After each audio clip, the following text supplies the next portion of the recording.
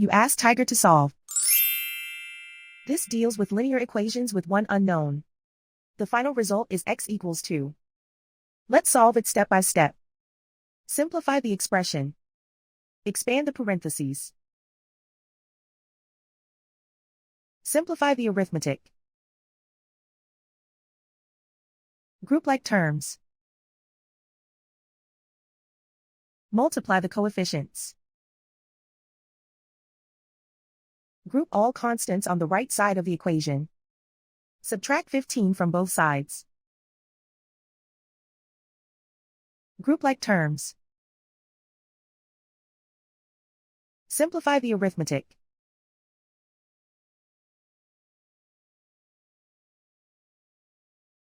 Isolate the x. Divide both sides by -3. Cancel out the negatives. Simplify the fraction. Cancel out the negatives. Find the greatest common factor of the numerator and denominator. Factor out and cancel the greatest common factor. And so the final result is x equals 2.